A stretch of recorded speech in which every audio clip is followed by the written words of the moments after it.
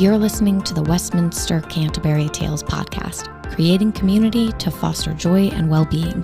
Thanks for listening. Welcome to Westminster Canterbury Tales, and this afternoon we have the Honorable, I just found out, Bob Gilson, and he lives here at Westminster Canterbury, and so we're so delighted to have you with us, Bob. Thank you. So there's several things we want to talk about, and you've lived a very interesting, challenging in some ways life. You've done just a bunch of things. I looked at your resume briefly, and there was too much to summarize, but we're going to go through some of the highlights. But before we do that, we just give us a little background of who are you? Where were you born? Where did you grow up? Just a little bit of your background. We like that kind of context before we begin to talk about other things. Well, I'm a baby boomer. Okay. My father came back from World War II in 1945, and I was born in 1946 in Philadelphia. I was raised in South Jersey. I have a huge extended family. My father had 8 brothers and sisters, and my mother had 8 brothers and sisters. Whoa. So I have 70-some first cousins, and I had 30-some aunts and uncles. And I was raised in, as I said, in southern New Jersey. I went to parochial grammar school and high school and ended up at a Jesuit college, St. Joe's in Philadelphia, where I graduated with a degree in business administration and taught high school for 6 years. Oh, my. And coached, believe it or not, girls track. Okay. Because at the time, there was no girls high school track. Yeah. And the girls at our school wanted to run Sure. track. So we had to run for the first 2 seasons. We had to run AAU meets. Oh, my. Yeah, it was kind of interesting. And then the rest of our conference said, well, those guys are having too much fun. So they got teams together. Okay. And we started a regular season of girls. And we had the track meets were boys and girls meets from then on out. Oh, that's great. Even though of course, all of the stuff was separate, but and the meets took a lot longer to run, but it was neat. So you were a feminist right from the very beginning. Yes, sir. These young ladies were wonderful. Yeah. And what was interesting was the longer they ran, the better they did in school. Oh, wow. And we put that down to the discipline of having to run cross country and practice for it. Yeah. That and build enough time to do school. And so the self-discipline of these kids was just remarkable. You know, that's important. That's an important lesson. Yeah. I think some of our kids could use that today. After I taught school, I got a job with the government in an agency called the Civil Service Commission, which existed at that time, no longer exists. But my job there was to do training and advise people in labor relations. When I was a high school teacher, I was elected to represent the teachers in the negotiations with the school system. Mm-hmm. And so I ended up being the chief negotiator for the teachers in a 10-school system. All right. A 10 high school system, which was an interesting kind of a thing. And then, as I say, the government wanted somebody who had some labor relations and teaching experience, and so they hired me. And what I joke about is that I went from being on the employee side to being on the management side, okay, which meant I didn't get invited home to Thanksgiving dinner because my family was full of Democrats, and so you're a management guy now, you don't get to come here. Yeah, but and that started my career in government, where I worked for them, and I worked for Navy and Army and Treasury and a number of other agencies. I took a break about 4 years and was a consultant and did negotiations for agencies, then came back to government in Treasury, in the Treasury Department, and ended up retiring from the National Transportation Safety Board, which was the most interesting agency that I worked for. I get dizzy just hearing all the different jobs you've held and things. Well, and negotiation's hard, isn't it? Well, it can be. It depends on a couple of things. Number one, who your principal is. Okay. And how much they interfere with the process. All right. And how much they I used to tell the people I dealt with, please tell me what you want me to do, to get, but don't tell me how you want me to get there. Okay. And so some of them in the world, everybody thinks they're a negotiator. So people would tell you what they, not only what they wanted, but how they wanted you to get there. That's right. And the challenge is also with your counterpart, the union's chief negotiator, in my case, the union's chief negotiator. They had a team to control. They had all kinds of demands from a lot of different people. The management had a little bit easier because the management tends to be pyramid, That's structure, right. and so important decisions get to be made higher up the chain, and so people can grouse about them, but there's not a lot they can do. Yeah. And so, but it was not uncommon to have managers tell me, we'd have 4 different managers tell me to do 4 different things. Yeah. Which was always a fascinating kind of thing. But the negotiations process became for me interesting in this way.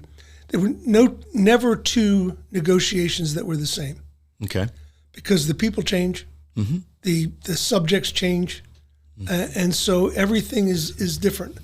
When I worked for Navy, I was sent to Argentia, Newfoundland in Canada to deal with the local nationals up there, the Canadians that were unionized.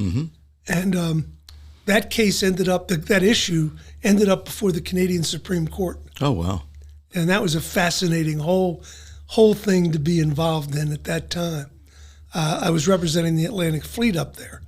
And what happened was we had if you don't mind a side story. No, please. We had a Canadian union, a professional, a full-time union rep from Ottawa who came out to sit with me. And he wanted to bargain pay. And of course, we told him that we don't bargain pay. Our agreement is that your recognition is based on a wage survey.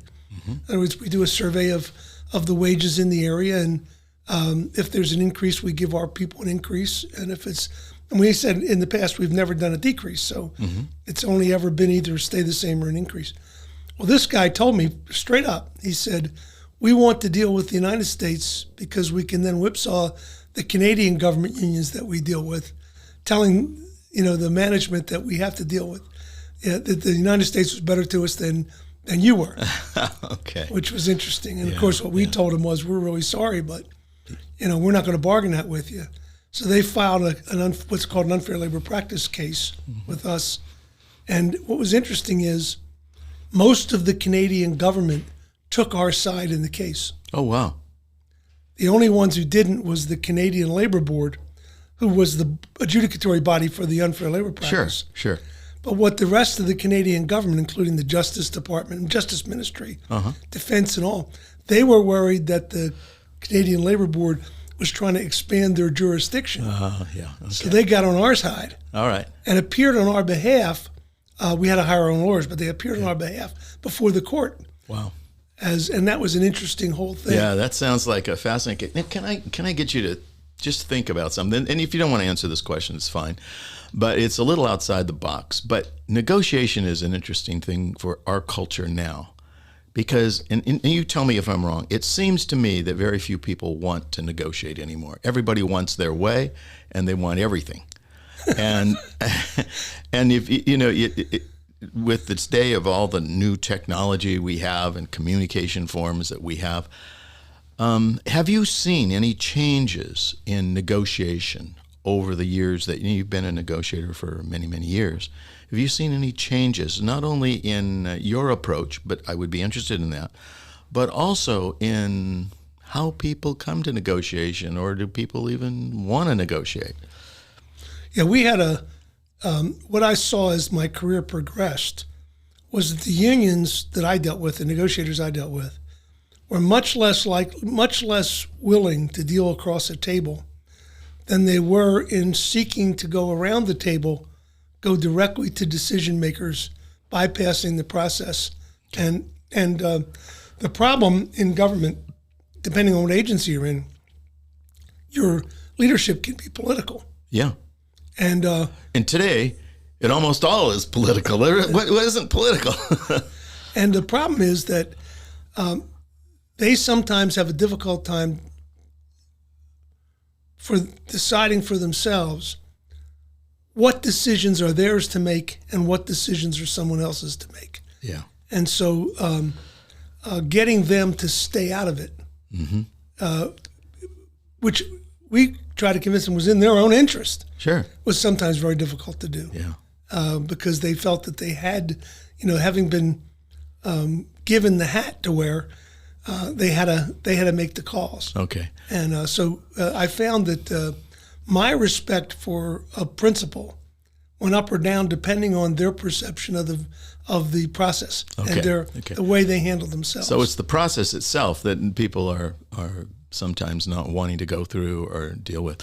Let me ask you this. If I was a young person or wanting to be a negotiator, what are some lessons that you could give me that would be good? I mean, even if I'm an old person and want to be a negotiator, what are some things you could tell us that would help us in negotiation that maybe you've learned over the years?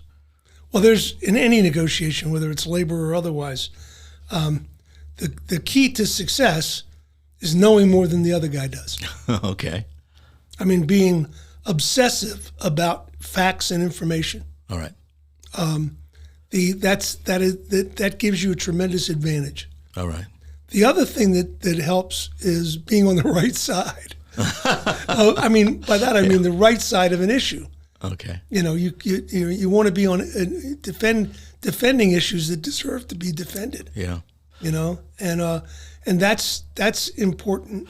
I think for people that are coming into it, I learned this lesson from an assistant U.S. attorney. Okay.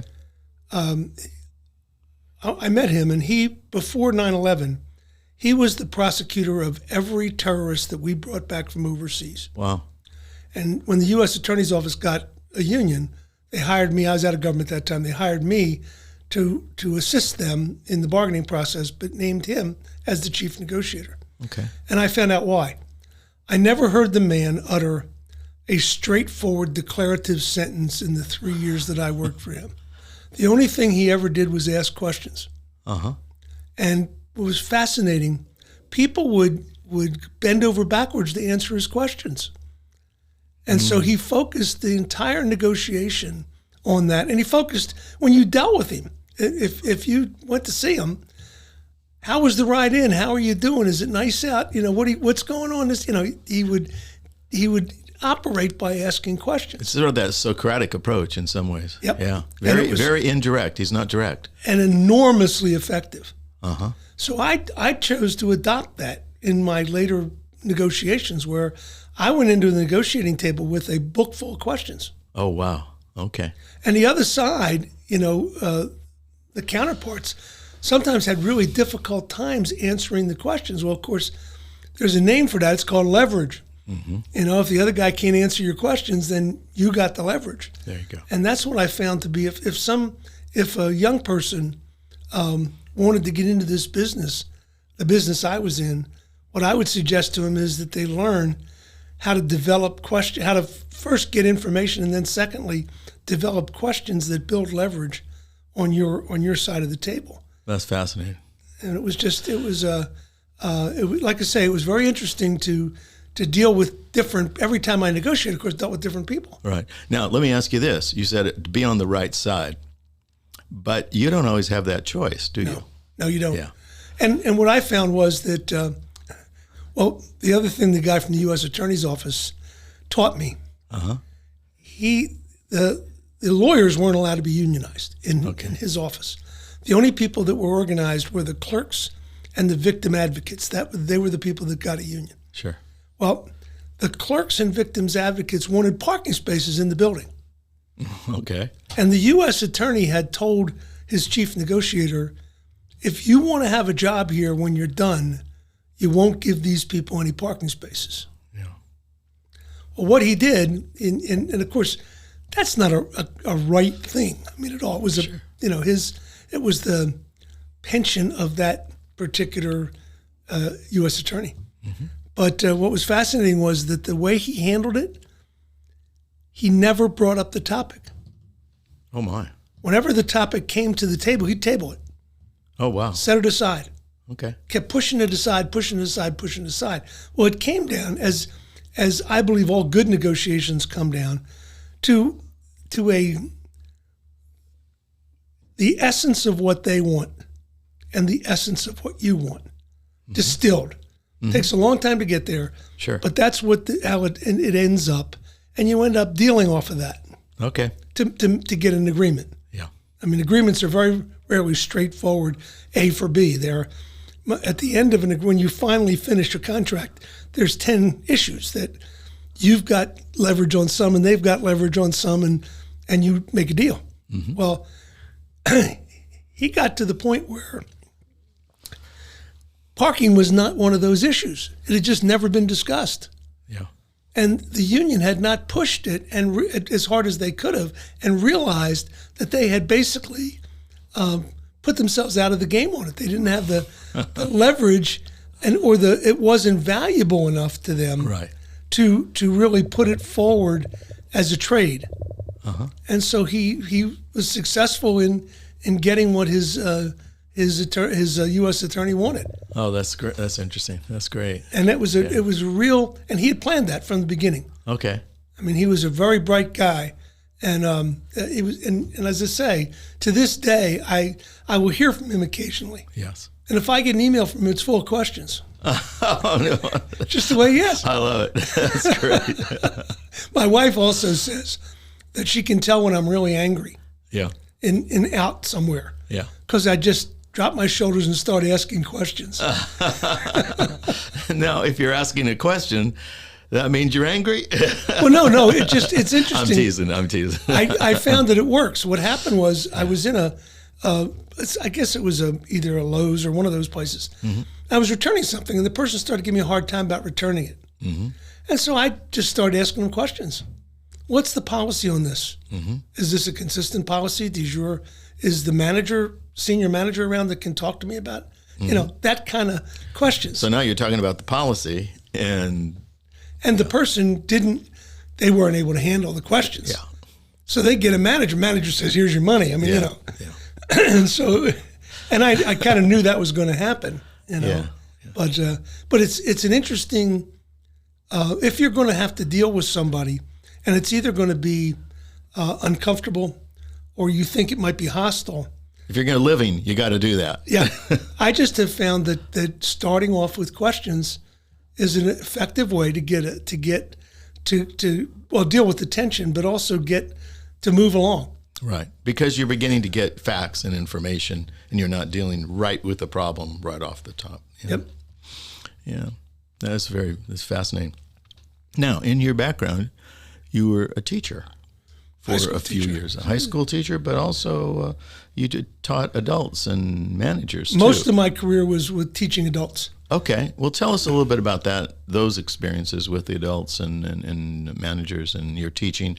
What are some things you learned there? What are some of the experiences you had? Well, it's number one, never sit down. Okay. Number two, never give up the chalk. Okay. And but the interesting thing was people, adults, are kids get lost in class. They're into something else, or chasing a girlfriend, or doing whatever. Sure. Adults get on their cell phones. Yeah. Well, kids are on their cell phones nowadays too. I know, but what I found was interesting in terms of classroom control. I would walk, if somebody was doing something I didn't particularly appreciate. Yeah. I'd go over and stand next to them while I was teaching. I never taught from the front of the room. I always moved around. Right. And that always stopped them. Okay. And adults are smart. Yeah. They catch if you're going to stand next to them. Yeah. That they don't want you to do that, so they don't do what they were previously doing. Yeah. And it works, and you off you move. Yeah. I also found that adults were much more critical. Oh. Of whatever you were saying, plus of ideas, principles, theories, all of that. And so you had to be if you were pushing in a particular theory, you had to be much more convincing. Yep. Is the right word to bring the class along. What's fascinating is that I absolutely agree with you. I teach here, with Westminster Canterbury, several classes every semester, but I also teach at Virginia Wesleyan, great school, good, sharp kids. And but I'm going to tell you, you guys are harder at Westminster County audience.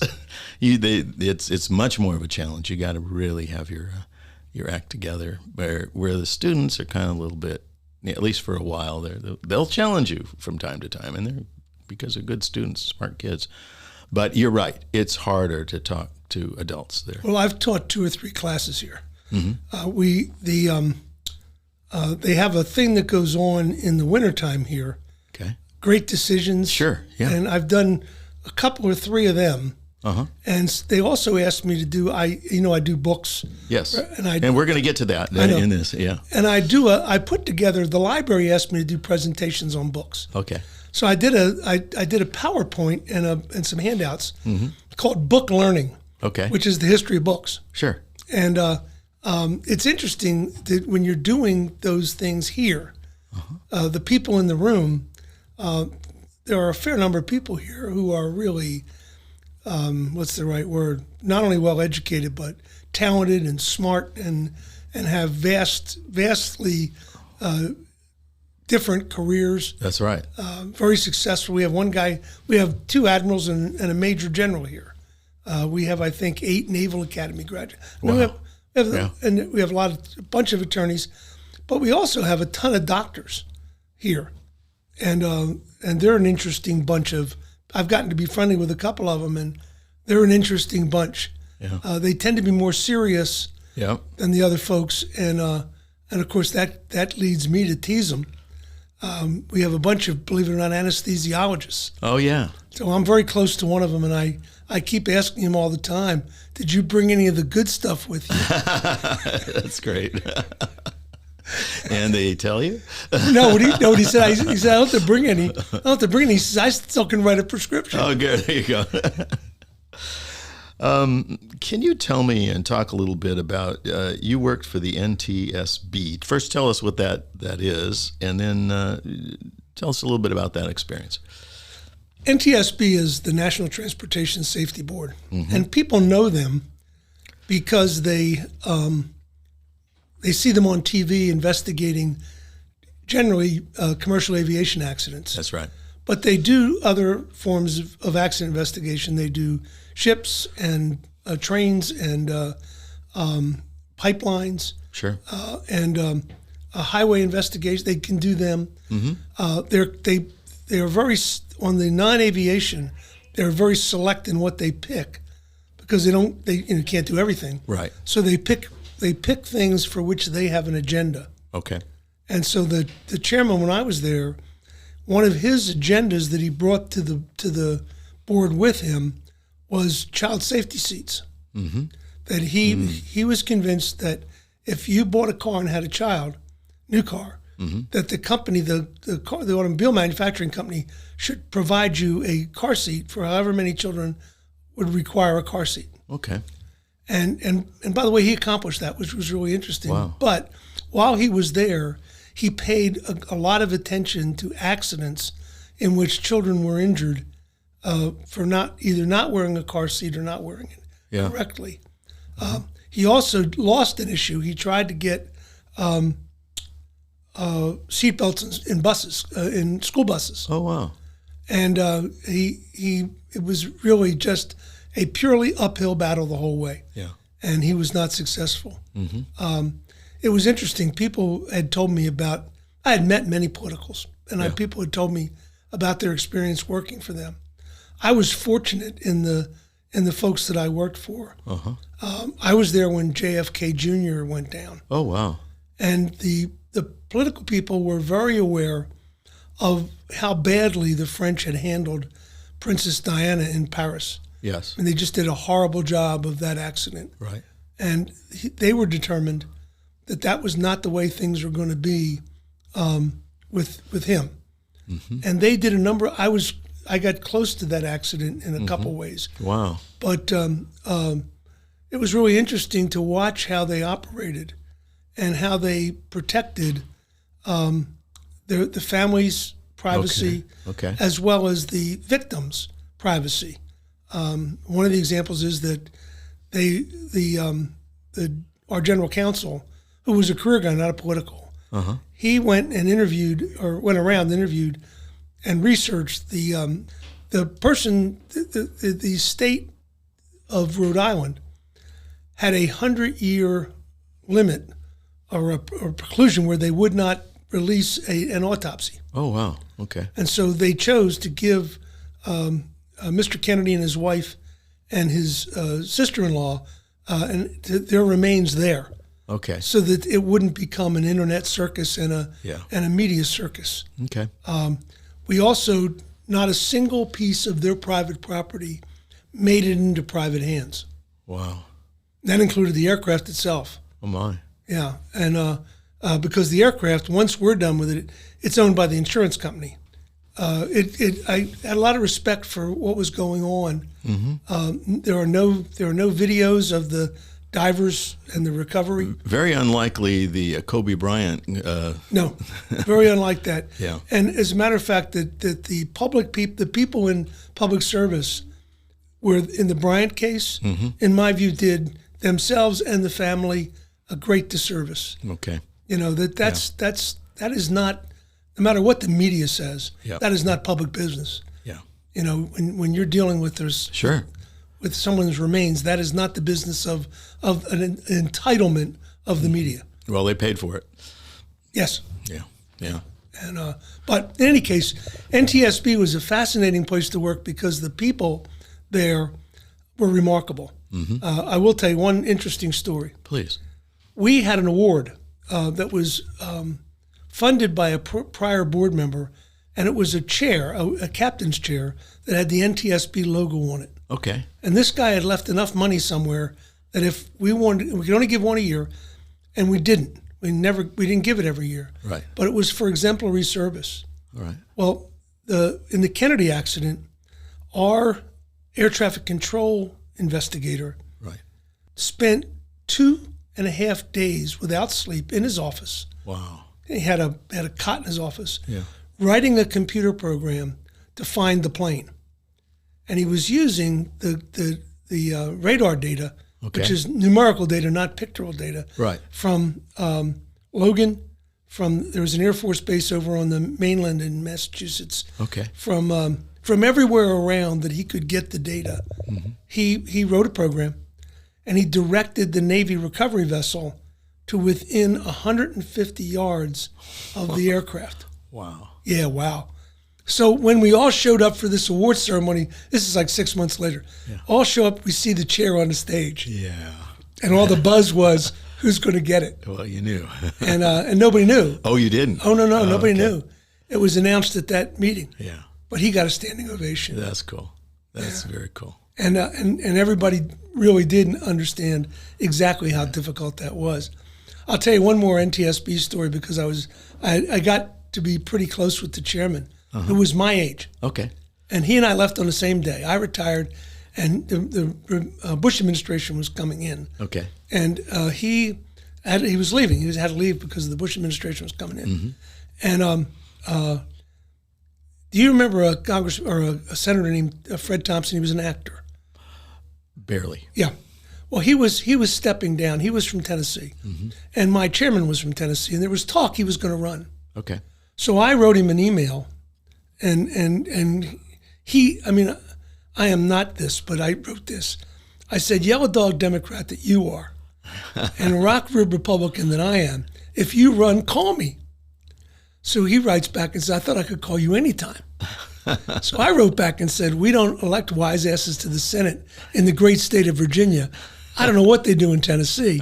And he wrote back and says, that's all we elect in Tennessee. And that's the kind of guy he was. Yeah, just really a lot of fun and joking and smart and good. The other thing he did, which was remarkable, he was looking for some more money. Yeah. In an appropriation one year. And he went up. We went up to an informal, and I went with him for a reason. But I went to an informal hearing by the Senate Aviation Subcommittee. Sure. To Transportation, and he puts on. We get in the room, and he had TVs. He asked for TVs with video.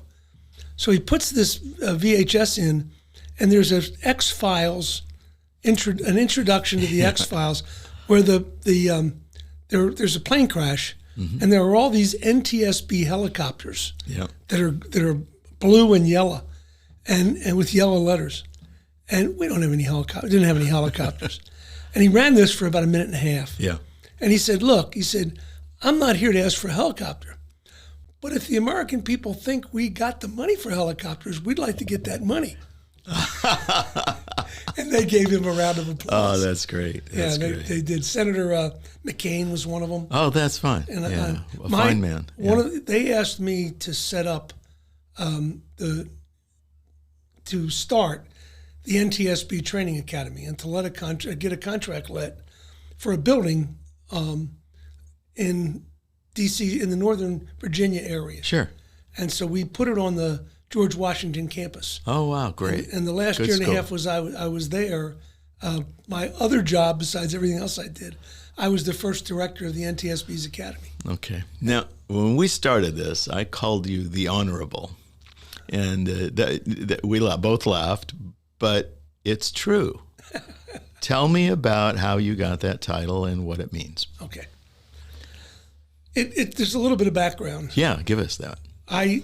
There's a website called FedSmith, which is a website devoted to federal employees and their issues. Mm-hmm. And there's it publishes every day.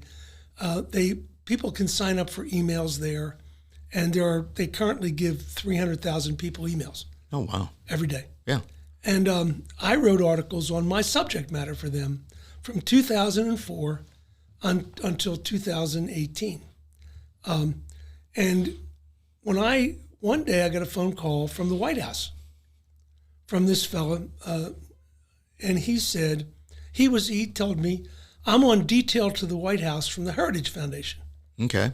And he said, I probably won't be here long, but he said, I could use your advice on something. So I said, okay, what do you need? And he said, well, you write on management issues. Mm-hmm. And I like what you write. I've been reading it for 15 years.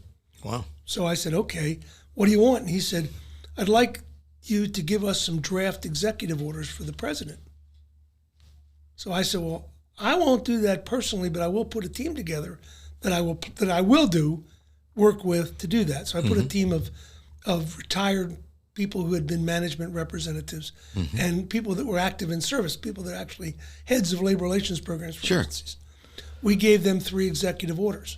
Okay. And they changed about 40% of them and issued them. Wow. Yeah. So, I mean, I was doing that while I was working. I was working as a negotiator for people and doing other kinds of technical assistance. And so this guy, when I got done with the executive orders, he said, well, what job do you want? And I said, I want a job. I'm working. I said, I can't take a job with government because it's a conflict of interest in doing what I'm doing. Yeah. So he offered me various things on panels or whatnot. Yeah. Well, I announced my retirement in 2018. Yeah. I wrote an article in this thing that said I'm quitting. Yeah. And the next day I got a phone call. He said, we don't have any more excuses that you can't come work. Oh, my. So I said, okay, what do you want me to do? So there's an agency in government called the Federal Service Impasses Panel. And the way that works is if a union and management are in negotiations, they can't agree. By law, they're obliged to contact the mediation service, the federal mediators. Sure. If that fails, they can bring their case to the Impasses Panel. All right. The Impasses Panel's decision is final and binding and is not appealable to any court. Whoa. Yeah, whoa.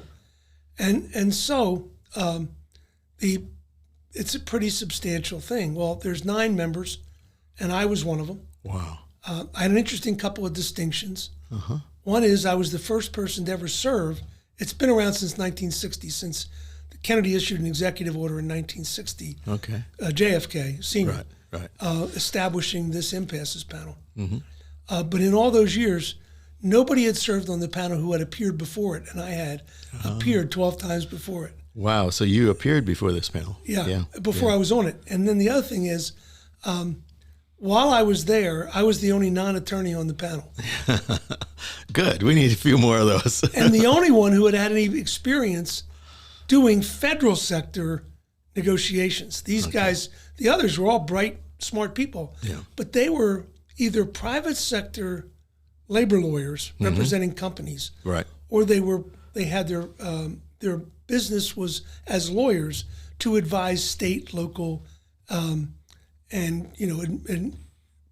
negotiators in their at that level of bargaining. But none of them had any experience with the federal government. Wow. So it was really kind of an interesting thing, And I mentioned the guy at the White House. Well, he's what led to me testifying before Congress. Sure.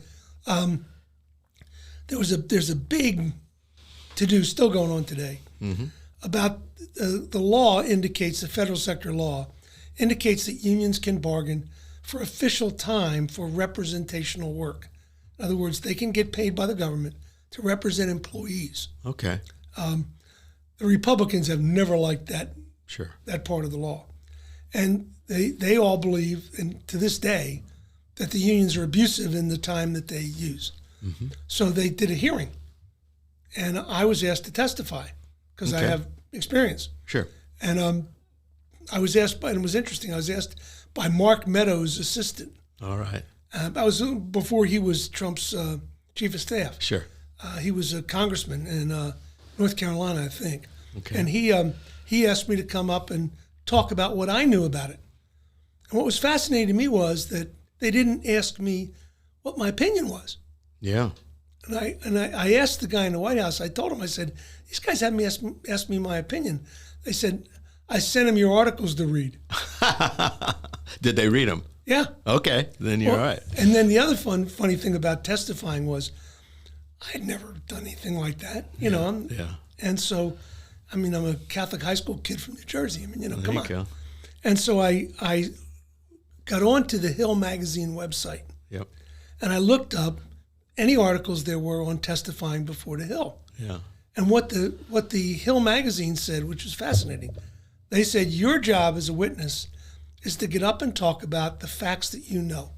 Yep. And the congressman's job is theater. Oh my. All these articles said that. Well, I'm sitting there in this hearing room. Yeah. And there's a guy on either side of me that are also asked to testify. Yeah. One was from Brookings. Oh my. Okay. And the other one was from Heritage. Sure. And they had no federal sector labor relations experience. They were there to give the political view of the issue. Yeah. So, and what was really funny was after 5 or 10 minutes, the congressman realized that I understood what I was talking about. Yep. So they focused their questions on me. So you answered most of the questions. There you go. But it was a really interesting experience. I had never thought that I would get to do that. The point I was going to make, though, was the Hill was right. Before I said a word, there was 40 minutes of theater. Yep. Where they got up, or they were called on, and they did their view of the world. That's right. Which had little or nothing to do with what the hearing was about. That's right. Their view of the world. And so it was there that you got this title, The Honorable. No. No, okay. No, I got that title by being appointed by the President of the United States to serve on the impasses panel. Whoa. Okay. That's what gives you that right. Yeah. Now, I think it's kind of hilarious. Now, do people here know that you have to be called the Honorable Bob Gilson? And I don't push that. That's kind of cool. It is kind of cool, but no, I don't do that. All right. I do have a friend who I helped him get his job. He was the director of the Federal Mediation Conciliation Service. Okay. Like me, he was a career guy. Okay. And the White House called me and said, "Do you know anybody who we could pick to be the head of mediation?" I said, "Do you mind a career guy?" And they said, "Not if he's good." And so I said, "Well, this guy's tremendous." And he's a local guy. Oh, wow. And he worked, he did a variety of things, but one of them was he mediated the Panama Canal conversion. Wow. Yeah, both for the labor management and for the political one. Okay. So it was really interesting. Yeah. But he and I joke. We have lunch with another friend of ours. Yeah. and we require him to call us each of us the honorable. So you get a couple points. And my wife wouldn't call me that for all the money in the world. She might have a couple other words you'd use. That's right. Well, and she had a remarkable career as well. She retired as the Director of Human Resources for the Maritime Administration. Wow. And Department of Transportation. Okay. And here in Tidewater, she was the Personnel Director for the Atlantic Fleet, and she spent a long time at the shipyard. Well, maybe we need to get her in here. You do. You yes. need. She has a distinction that I don't know that anybody else has. Okay.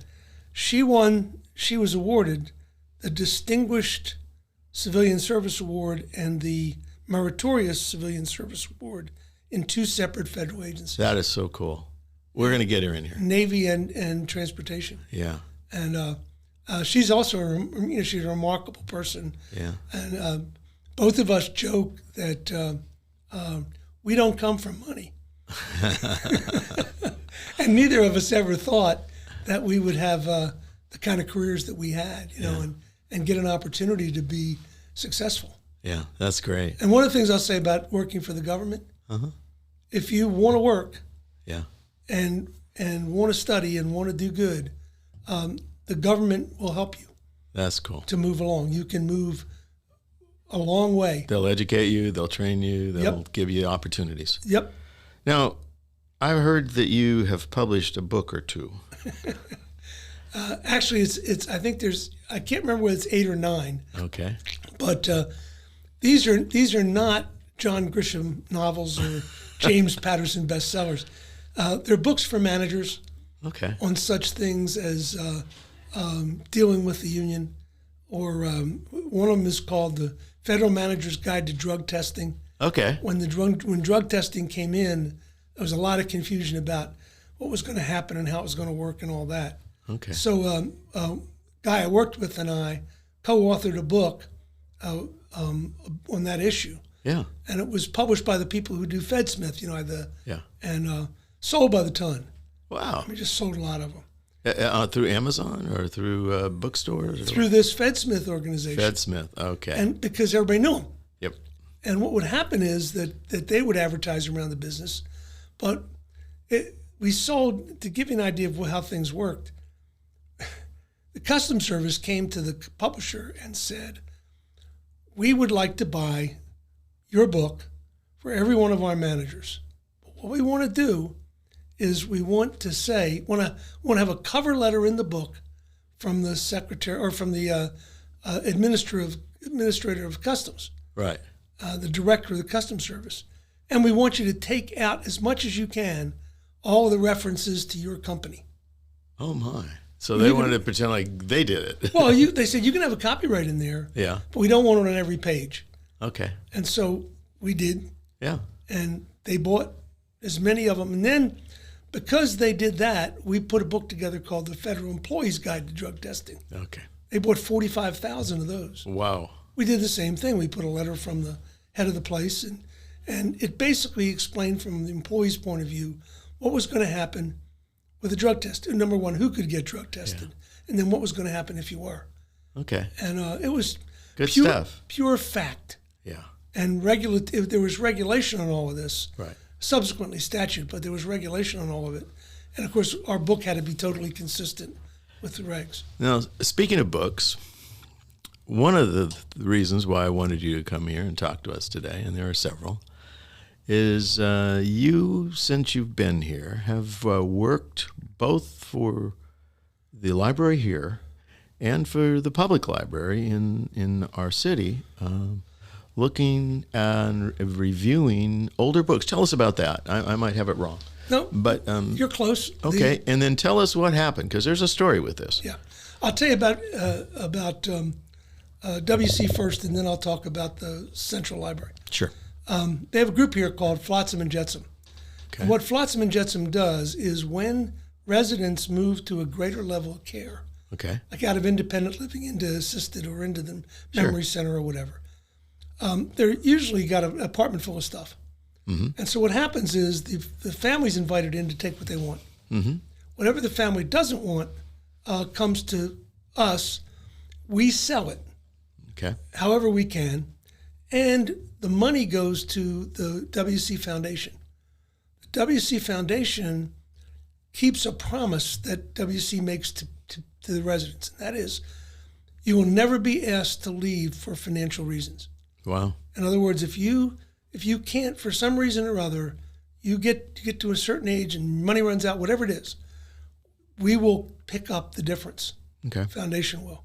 And I'm proud of that. I mean, I think that's That's cool. That's cool. That's great. So that's what I do here. I help dispose of stuff.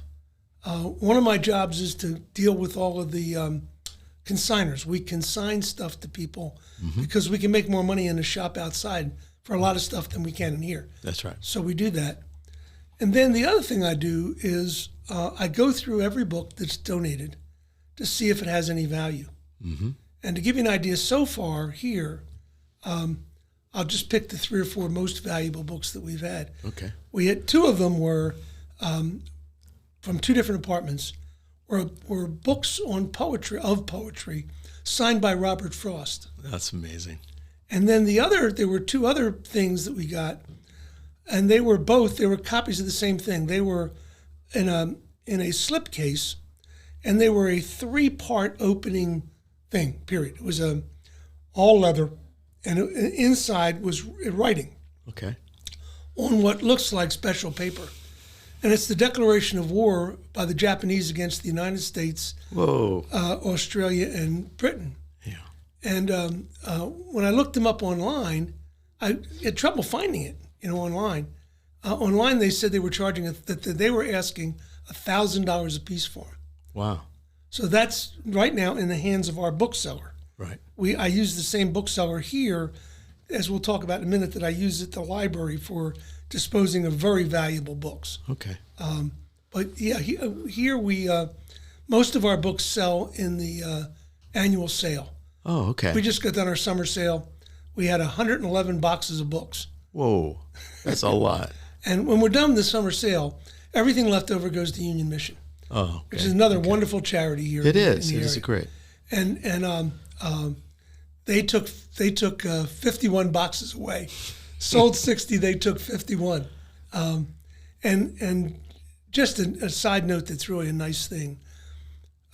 Dr. Gray, who's the director of Union Mission, Sure.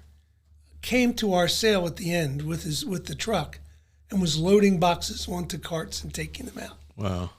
And this is a man who's a remarkable guy. He's a ordained minister, and he's the leader of Union Mission.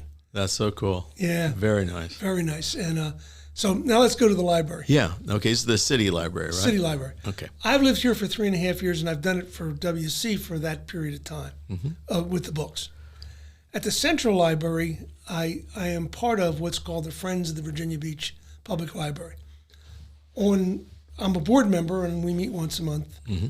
But the primary thing that the Friends does is we raise money for mostly children's reading programs and other special programs that the library does. Mm-hmm. And in the years before COVID, it wasn't uncommon for us to raise $150,000 a year. And what happens is the staff of the library comes in with grant requests, usually for more than we have. And we have a committee that votes on what we're going to fund. So I've been doing the library for about 10, 12 years. And what happened was... the library here for 10? No, the library at Central. Okay. So before you came here, you were doing it. Okay. And at the reason I did it, my wife worked there as a book sorter. Okay. And I volunteered a book sorter. And I said, does anybody ever look these things up? And she turned to me and she said, who has time to do that?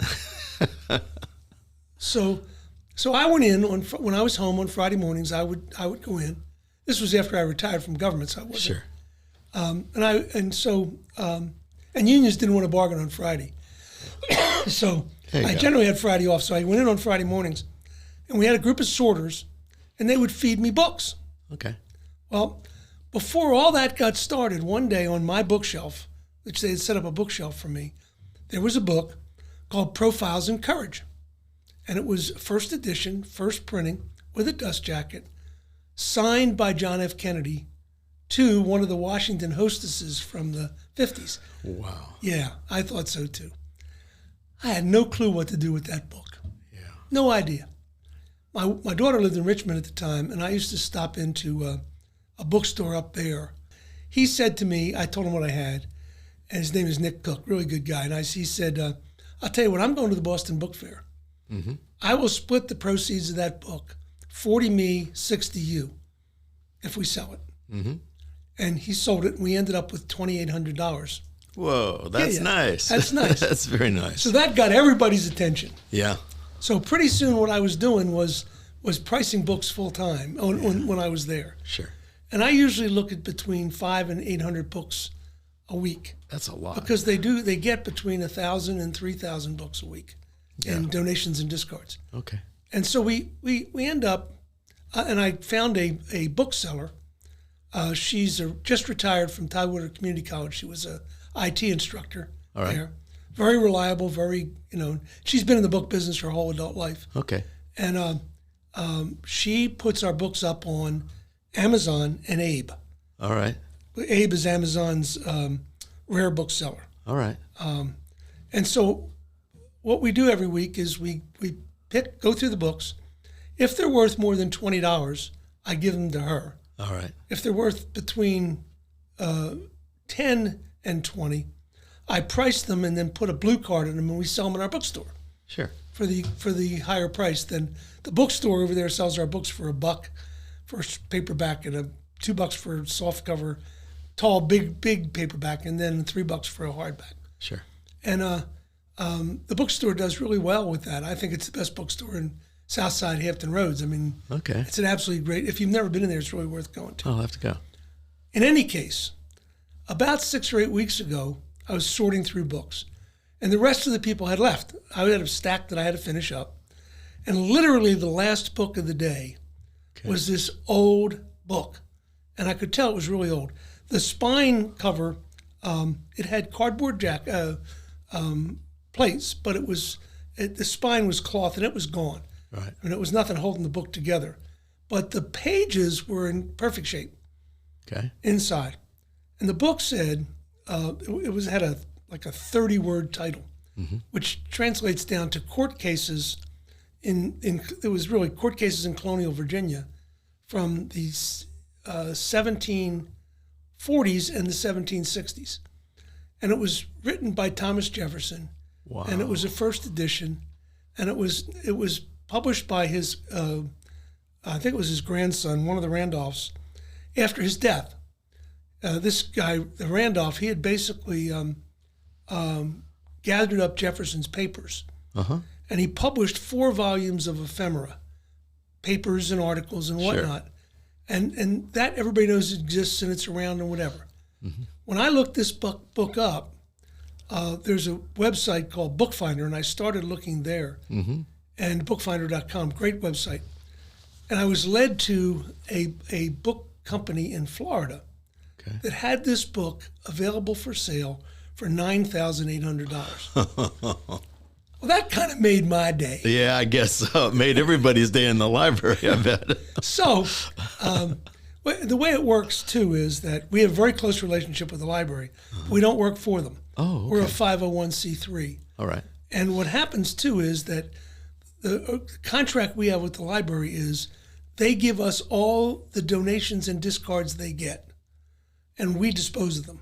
Okay. That's our arrangement with them. All right. Now, the money all comes back to them ultimately, but through these grants and things like that you get. That's the arrangement. Okay. That's how it works. Well, the president of the Friends is a woman by the name of Nancy Parker. She's a wonderful lady. She used to be a city council member in Virginia Beach. Okay. And every Friday morning, she gets dirty. We talk about, we handle lots of dirty books on Friday morning. There you go. Different term, different meaning to dirty books, but yes, I get it. There's dirty books a new meaning. But in any case, she and her group to do that. So I called her, and I said, I've got a little surprise for you. Yeah. And I told her what we had, and I sent her a picture of the title page of the book. And the title page had the date and all that on it. And so she called me the next day, and she said, I don't want to sell this book. Wow. I said, how come? She said, well, you told me it's really rare. And I said, from what I can tell, I said, the Yale Library, which is famous for rare books, doesn't have one. The Library of Congress doesn't appear to have one. Wow. At least their search engine doesn't indicate that they have one. And I told her, I said, also, the Jefferson Library at Monticello doesn't have one. Wow. And so she said, well, I'd like to find somebody to give it to. I don't want it to go into private hands and disappear. Good point. So it's WC comes into the game here. There's a fellow here who's a practicing attorney, lives here, but he can't retire because his clients won't let him. He's from out in the valley. And so I was having dinner with him that week, one night, he and his wife and me and my. So I told him the story. Well, it turns out that he had been the counsel to the Jefferson Foundation at Monticello for a number of years. So he said, whatever you do, before you give it to anybody, let them know and get in touch with you.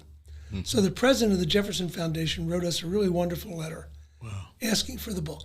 Isn't that nice? Because they didn't have one. Yeah, and that's the normal place for it. I mean, that's a natural place for it. So we voted and they got it. Oh, that's great. And so again, Nancy thought, who's the president of the Friends, she thought that the media might be interested, and it would be a good thing for the Friends and the library to get some attention. So the pilot, found out about it, and they called me and said, "Can we do an interview with you?" I said, "Sure." I told them where I lived, and I was coming back. My wife and I had been to Richmond. We went to see the Impressionist exhibit at the Virginia Museum of Fine Arts, which was wonderful. But on the way back, they called me, and I said, "Well, I'm on my way." So I met them here, and they took a picture and did an interview, and I had the book. So I showed them the book, and they actually took the picture here in our library. That's great. Which was kind of fun. Yeah.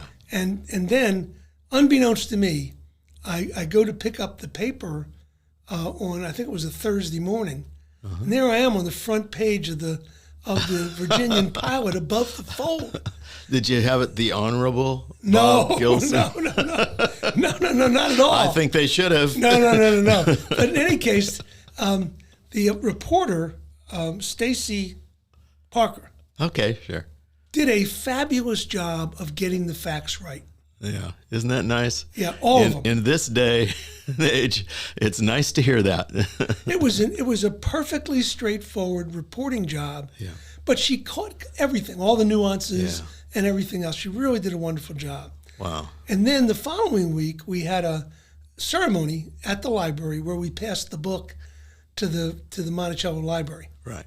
And they came down to get it and whatnot. And Channel 13 was there for that. Oh, good. And they did a relatively lengthy nighttime show on it. Oh, that's wonderful. Yeah. What a great story. It is. It's a wonderful story. And I'm really glad I had a part of it. And I keep telling people that the real thing that I want, though, the book that I want to find is the Bay-Somme book. The Bay-Somme book, very few people know about it. There are 9 of them that they know about. It was the first book published in North America. Oh, really? First printed book published in North America. Okay. And it's a Somme book. Oh. And the last one that sold was found in Massachusetts somewhere in somebody's library, stuck in another book, and they sold it for $14.1 million. So that's the one I'm looking for. Yeah, well, good luck on that. But you know what? You got a good start. What a wonderful story for us to close on. Anything else you'd want to share? No. This was fun. This was fun, and I really enjoy you and encouraged by what you're doing and how you're giving back to this community and to the larger community of Virginia Beach and to our state. And so we just thank you. Thank you for all the work you've done, the life you've lived, and the life you're continuing to live. So, Bob, great to know you. Great to meet you. Thank you for joining us today. My pleasure. Bye-bye. We hope you enjoyed this episode of the Westminster Canterbury Tales podcast. Thank you for listening.